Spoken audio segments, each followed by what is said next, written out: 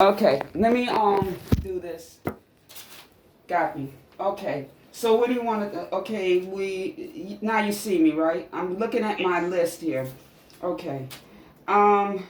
All right. So what do you think about the inspection last week? It was kind of weird, and then he got it. He got the message. Yep. The fact that he even the part that really stuck out to me was when after you went and pointed out to him that there was more mold than he originally saw, that he was willing to acknowledge that, oh, it's not 2 square feet, it's 12 square feet of mold in the living room. 12 I square thought that feet. was really Yep. good. Yep. And the fact that he saw the toilet issue and everything, it seems I'm like, glad you brought that up because yeah, I almost forgot it because I didn't like his attitude. Like he said, well, how long has it been since you had a paint job? And then I got sarcastic and you started laughing. And I didn't mean to disrespect him. But, and when I said that when the borough management said, kick your ass out now, all that good stuff about life. And then he just looked, I'm sorry, when you walk into stuff like that, I have to be sarcastic because it's the ridiculousness of the whole thing and stuff. But right. he sort of simmer down after he saw it. Exactly, like just like breaking the ice a little bit. And I like, And I don't blame him. I guess I would act like a female Rambo coming into a project not knowing where I'm gonna and asking about the dog and everything. Even the vicious dogs seem to like me for some reason. But I'm saying that I guess he has to act like that because he don't know what he's getting himself into. But then you have to use your common sense and make valid judgments about people and when to act tough and when not to act tough. But I'm glad we got the ninth of you know June. yeah Yeah, and so and I just got go ahead. that notice. The court just sent me that notice. I think it was actually yesterday. So they, looking at my phone to make sure that I know I texted you the Yes, you did.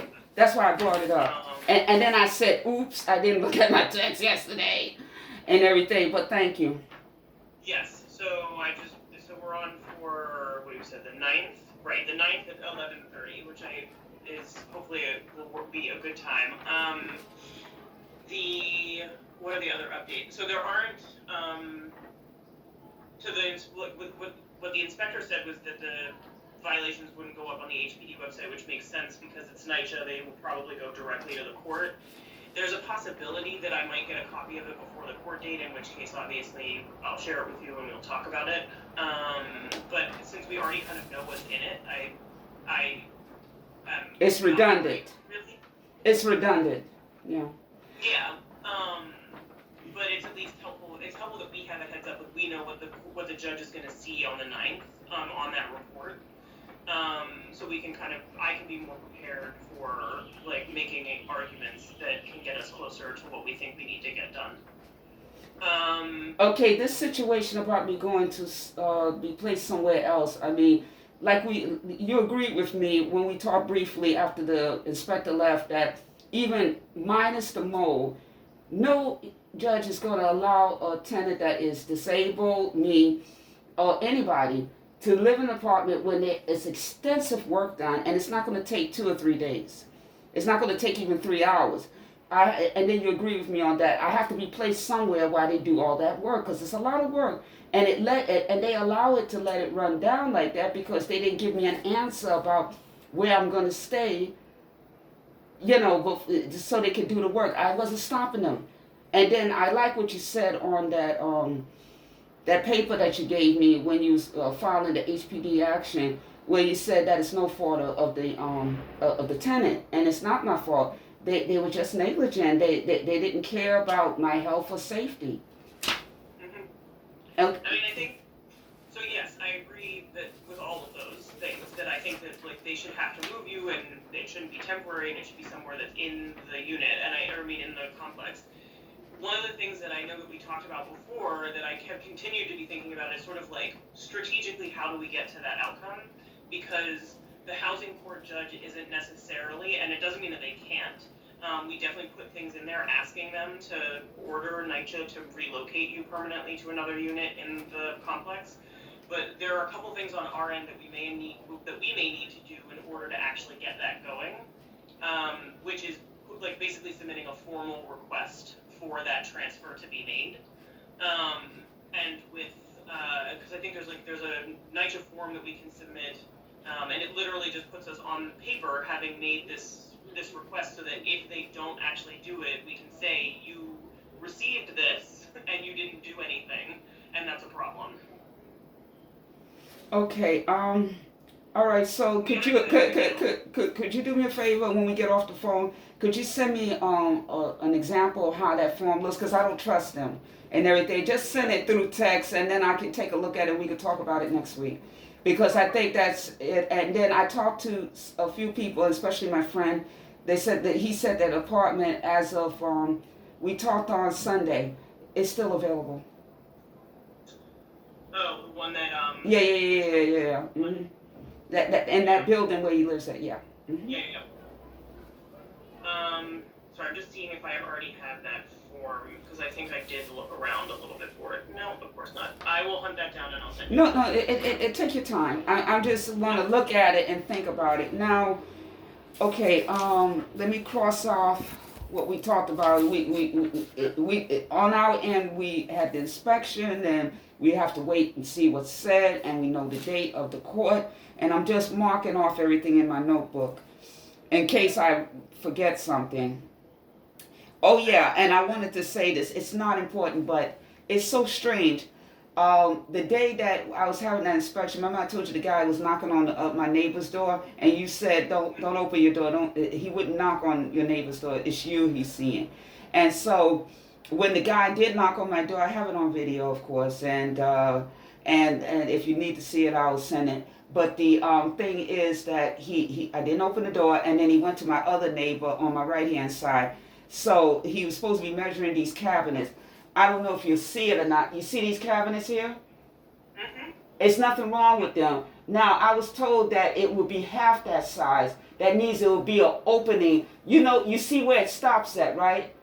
And then it's going to be smaller than that. But they said it's supposed to be better. And then at the bottom, they're supposed to give you some sort of like shelf so you could put stuff in. It doesn't make any sense. I don't know what they're doing, and I'm not a contractor, so I don't know, and I don't run the place. But the only thing wrong with the cabinets is that they're too good, and it's no damage. It's damage to this because of the water sewage and all of that, but it's no damage to this one at the top. And a lot of times they will take the good door. Remember, he looked at the front door, and how his face looked contorted a little bit because that door is awful. That door has been looking that way even when the ambulance and the EMS, what do they call it? The medical examiner's office took my mother's body out. They said they never saw a door like that in their life. This was in 2015, so you can imagine. That's why I have chucks under there to keep rodents and stuff from coming under, because it's like deteriorating down there, and so I have to keep it. And then I put the baking soda and the bleach and stuff so they won't crawl in. So I've been good so far, knock on wood. But as far as this wood is concerned, what I'm saying is that they take that and the good doors and they sell them, because they're saying that we're poor. How we know about good taste? I happen to know good taste because I was raised by my mother, but they're saying that they will be glad to have anything because they're poor. And that's not right. Whatever is the integrity of this place since 1934, when it was first built and people started moving in 1938, you keep the integrity of it. I just don't understand it. Why are you trying to lower it down to its standard? Because we don't pay $2,000 or $3,000 a month? Because some of those apartments, if you really looked at, I told you about the 59 Ten Eyck Walk, and then 87 Ten Eyck Walk and 110. I know the configuration because I've been living here all my life. So does my godmother. And they I guess Wavecrest and RAD, put their own construction there. But it's still Williamsburg, and it's $2,000 or $3,000.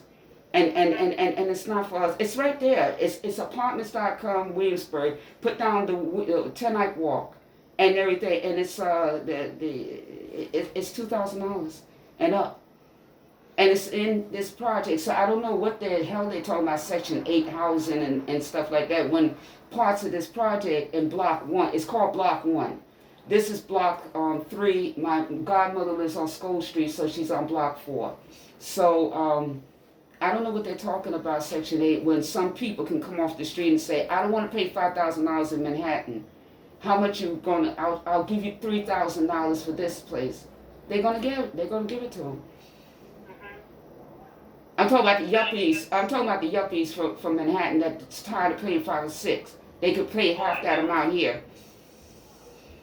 And I think that's one of the main problems with making these switches to these what used to be public housing buildings and making these sort of like Is that what they mean by agreements to move conversion? things.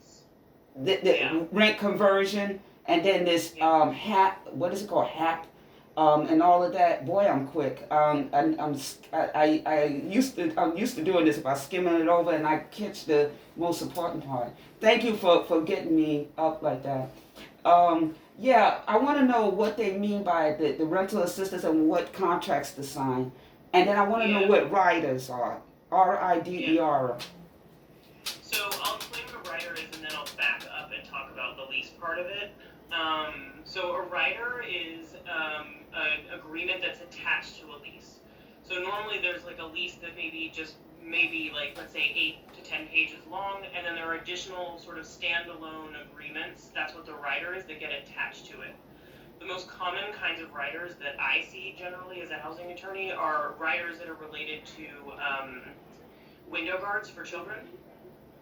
Those agreements aren't usually in the lease itself. It's a separate piece of paper that is signed by the tenant. I have it. I'm on the second floor, so I have it. Even though I don't have children, on the second floor I have the window guards. Yeah. So, but those are the kinds of things that usually go into a rider. Obviously, anything that you're going to sign, you're going to want to read it and see what it has to say. But that's usually what a rider is for. Okay, what's HPA? HAP, Section 8, project-based housing assistance payment.